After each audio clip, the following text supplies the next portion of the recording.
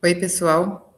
Essa aula, estou gravando essa aula para substituir a aula, substituir não, né? Ficar no lugar da aula síncrona de quarta-feira, onde a proposta é comentar os textos que vocês escreveram, né? Eu fiz alguns comentários, mas eu não consegui devolver para vocês assinalado, provavelmente por causa da minha inoperância ainda no sistema, né?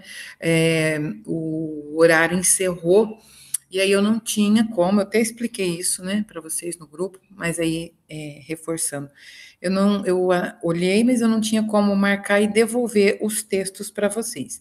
Então eu fiz comentários gerais e vou aqui retomar, porque é bastante importante que vocês revejam o que vocês cometeram como equívoco na avaliação. Eu vou comentar os mais gerais, não foram todos, mas a maioria. E quem não foi, presta atenção também, porque vale para outras coisas, né? Então, tinha uma primeira pergunta que era assim: quais são, não estou vendo ela aqui agora não, na minha cabeça, quais são as línguas mais importantes que derivaram do latim vulgar? Peraí, gente, que eu tive uma ligação aqui, eu vou ter que dizer que não posso. Só um segundo.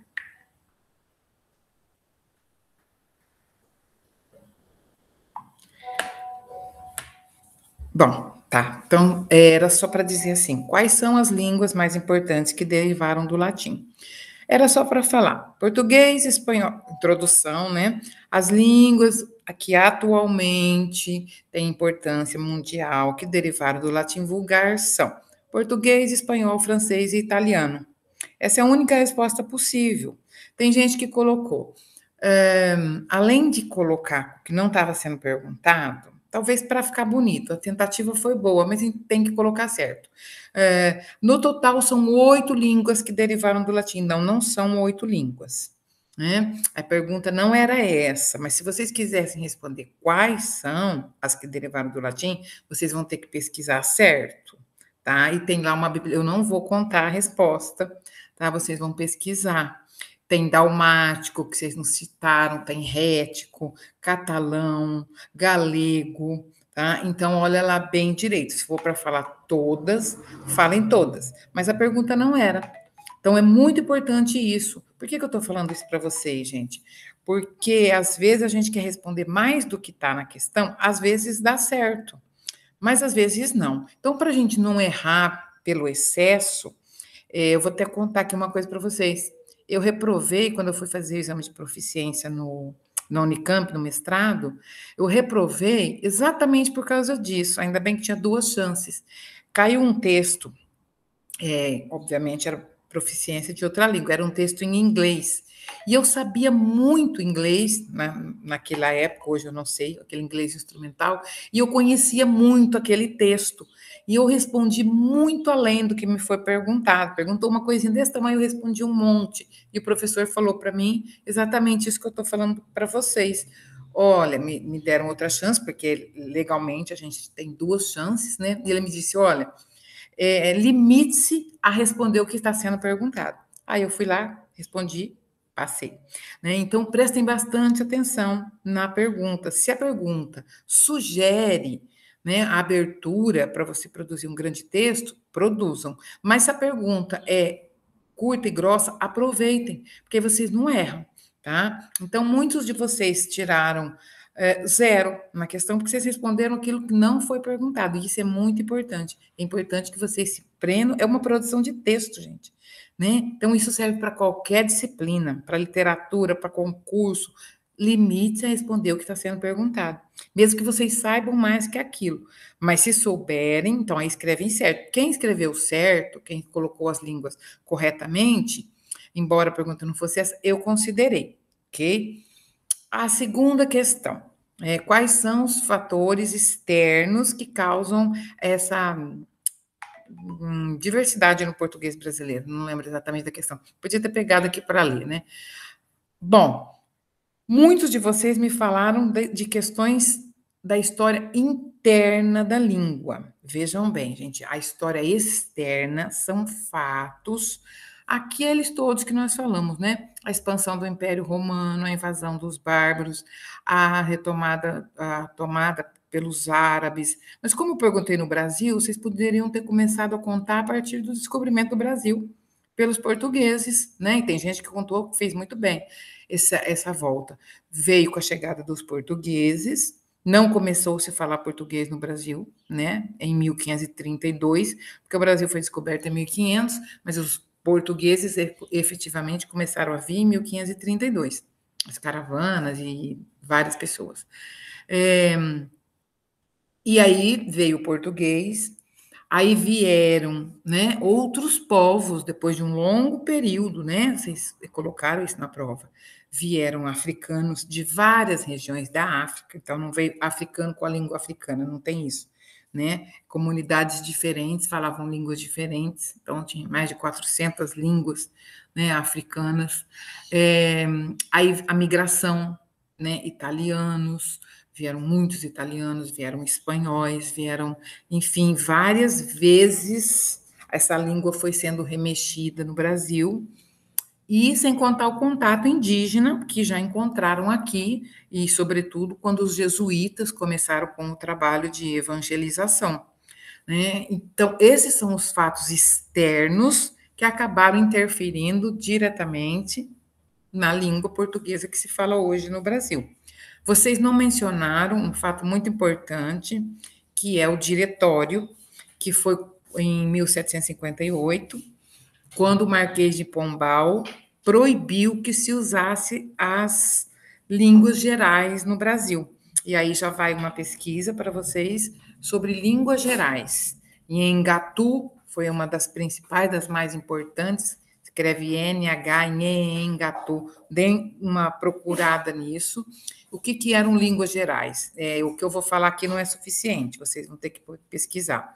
Línguas gerais era uma mistura do português com as línguas indígenas, de base, vamos dizer assim, tupi, ou de base guarani, alguma coisa assim. Como na política a gente sabe que tudo tem como eu vou dizer, uma segunda intenção. Na verdade, a intenção era expulsar os jesuítas, mas ia ficar, vamos dizer assim, ia ficar de mau tom expulsar os jesuítas. O que foi feito, então? Foi criada uma lei que proibia que se usasse as línguas gerais com os índios. E é uma lei entre os jesuítas que se comunique com o povo que eles querem catequizar na língua do povo, ou seja, para se comunicar com os indígenas do Brasil, eles teriam que usar as línguas indígenas do Brasil. Se eles não pudessem fazer esse trabalho, o trabalho não aconteceria. Então, a criação do diretório com letra maiúscula, procurem isso, do Marquês de Pombal, foi praticamente um decreto para expulsar os jesuítas do Brasil. Então, isso deu uma repercussão política, obviamente, mas como nós estamos falando de língua, né, convém a gente pensar que, linguisticamente, imagina, do dia para a noite, é proibido falar a língua que se falava no Brasil. Que língua era essa? Não era uma língua só, eram as línguas gerais. E aí, daí para frente, só se podia falar o português.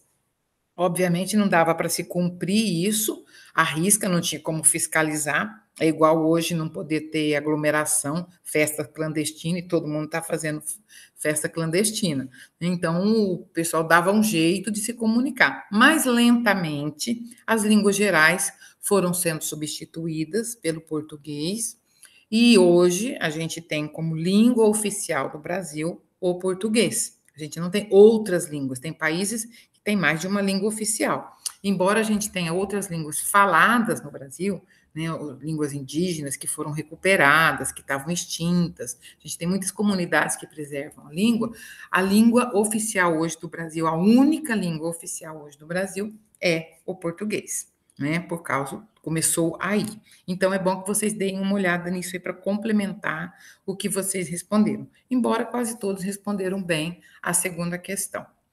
A terceira, sobre os metaplasmos que vocês mais produzem, obviamente, isso é uma questão subjetiva, eu deixei que vocês ficassem à vontade, e vocês responderam, a maioria respondeu que fala sim, porque ouve assim, né? No meio em que se vive, a gente fala como ouve. Mas às vezes não, eu queria que vocês refletissem, isso não vai estar em livro nenhum, refletissem, às vezes mesmo ouvindo de um jeito, a gente fala de outro, existem outros processos, né? De preferir. A gente ouve, vamos supor que a gente tem uma família composta por 4 pessoas. 2 falam de um jeito e outras 2 falam de outro. Por que será que você opta pelo que você optou? Né, vamos usar um exemplo aqui. Um exemplo que minha mãe falasse nós e meu pai falasse nós. Eu falo nós. Por quê? Né? Então, isso é possível. É possível que vocês consigam chegar a essa, não uma conclusão definitiva, mas refletir. Em alguns momentos a gente fala do jeito que a gente ouve, mas em alguns momentos a gente ouve mais que uma forma e por alguma razão a gente opta por outra. Cri, cri, cri. Vou fazer aqui 1 minuto. Não, claro, vou continuar falando para aproveitar o vídeo, mas vocês vão pensar sobre isso, né? Em algum momento a gente faz opções. Como é que se dão essas opções? Vocês vão dizer isso para mim na próxima aula. Tem toda semana, só lá na outra quarta. Ou também eu posso colocar alguma coisa em forma de questionário. Mas é muito importante que vocês comecem a vocês já viram alguma coisa em sociolinguística? Por isso que eu estou fazendo essa pergunta agora. Vocês viram alguma coisa em morfologia? Vocês já têm alguma base científica para responder isso? Sobretudo com o que vocês viram em sociolinguística. Não sei quem deu aula para vocês, mas independente, vocês leram alguns clássicos. E esses clássicos vão dizer, né, por que as pessoas falam como falam. Então, é bem provável que vocês tenham ouvido falar de Labov, né? E no trabalho de Martha Wiener, se não ouviram, eu retomo com vocês, mas existe uma certa dose de voluntariedade nas escolhas que a gente faz para falar, tá? Então, isso é muito importante que vocês retomem agora, tá? Para responder essa questão com mais cientificidade. Vocês foram subjetivos, não está errada a questão, vocês responderam bem, por quê? Mas eu quero que vocês retomem as leituras que vocês fizeram em sociolinguística para ver essa questão das escolhas, tanto de metaplasma, mas também pode ser léxico. Por que você fala moleque e não menino? Por que você fala guri? Ah, porque eu vim do sul, mas talvez você não veio do sul, mas você fala guri. Talvez você, enfim, talvez você faça uma escolha, vou repetir, não 100% consciente, mas com alguma dose de consciência. E é isso que vai agora valer a pena vocês estarem prestando atenção, tá? Então, isso é muito importante. Essa reflexão é fundamental para vocês entenderem o processo de linguagem, o tamanho do poder da linguagem no ser humano enquanto instrumento de comunicação, enquanto instrumento de identidade, tá? Bom, pausa aqui, isso é uma retomada do que foi, e agora eu venho falar do que vem para a próxima semana. Isso também, além dessa reflexão, eu gostaria que vocês começassem a dar uma olhada em gramática e em dicionário, para vocês me dizerem qual é a diferença. O manual de gramática, eu quero, e o dicionário. Eu quero saber o que tem no manual de gramática e o que tem no dicionário. Já vou responder. A língua, isso aqui eu falo para vocês desde o primeiro dia que a gente se encontrou. Toda língua tem 4 níveis: nível fonético, fonológico, morfológico, sintático e lexical ou semântico. Os 3 primeiros que eu falei, eles não têm essa ordem, é que eu tenho que falar linearmente, né? A gente vai encontrar a parte de fonologia, fonética, que é isso que a gente está vendo em metaplasmos, em gramática. Acentuação, separação de sílaba, tonicidade, isso tudo tem a ver com o som.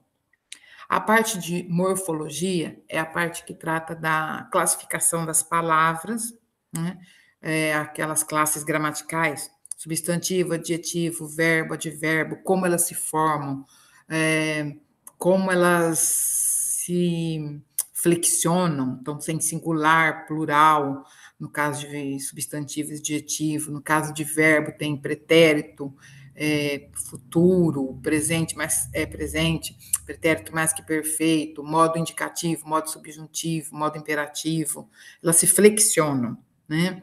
E elas se classificam. No caso do substantivo, tem a classificação: substantivo próprio ou comum, composto ou simples, primitivo ou derivado, tudo isso vocês lembram. Estou falando rapidamente aqui porque eu sei que vocês lembram.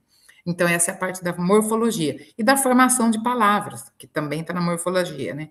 Girassol, a palavra gira com sol, formou girassol. Fidalgo, filho de algo, virou fidalgo, e por aí vai. Toda a parte de palavras, né? Classificação, definição, formação, é a parte de morfologia. E a sintaxe é a parte que estuda as funções dos elementos dentro de uma oração para compor o sentido. Então, por exemplo, eu digo: o menino matou a. Eu tô gravando aqui, já te ligo. O menino matou a onça, o menino sujeito matou a onça, predicado. Se eu colocar a onça matou o menino, eu inverti, o sujeito passa a ser a onça. E aí quem morre muda. Né? Então, a sintaxe é aquela parte que trata de sujeito, verbo, objeto. Aí a gente tem lá sujeito simples, sujeito composto, sujeito indeterminado, o predicado verbal, predicado nominal, predicado verbo nominal, objeto direto. Lembram disso? Objeto indireto, verbo transitivo direto, verbo transitivo indireto, complemento nominal, adjunta de nominal, adjunta adverbial. Isso tudo vocês têm que estar assim, ó, na ponta da língua, tá? É a parte sintática, é a sintaxe. Esses 3 níveis estão na gramática. O 4º nível, que é o lexical semântico, ele trata do significado das palavras. E ele está no dicionário. Então, o que significa papagaio? Procura no dicionário. O que significa alfafa? E por aí vai. Tudo que a gente não sabe o que significa, a gente procura no dicionário, não é isso? É para isso que serve. O que eu quero é que vocês saibam me dizer, né, com as palavras de vocês, isso que eu acabei de dizer, o que tem na gramática, o que tem no dicionário. Quando eu precisar saber o que eu vou recorrer à gramática ou o que eu vou precisar recorrer ao dicionário. Hoje a gente tem esses 2 compêndios, né, de forma virtual, a gente não precisa comprar, né, a gente pode baixar no Kindle, a gente pode comprar de forma, eu não sei falar, online, né, você tem várias opções, mas a gente tem que estar sempre em mãos com uma gramática e um dicionário. E a questão é saber utilizar. Porque a gente nunca vai saber, gente, ninguém sabe tudo que tem na gramática e nem tudo que está no dicionário. Mas a gente tem que saber procurar. Né? Então, a gente tem que conhecer bem a gramática, conhecer bem o dicionário, para saber quando alguém nos fizer uma pergunta, né, um aluno, por exemplo, a gente saber onde procurar, onde e como. Tá ok? Então, é tarefa para mais de metro, né, que a gente tem aí. Vocês têm toda essa reflexão e tudo aí para pensar, né, para a gente tratar depois, na próxima aula, que vai ser não nessa quarta, na outra, e aí a gente já encaminha para o fechamento da disciplina. Então, vocês têm muito para fazer a reflexão, ok? Ixi, minha bateria está acabando aqui, mas felizmente a aula também. Então, eu vou parar por aqui, a gente vai conversando, tá? Pelo WhatsApp e vão assistindo essa aula e fazendo esses exercícios. Beijo, gente.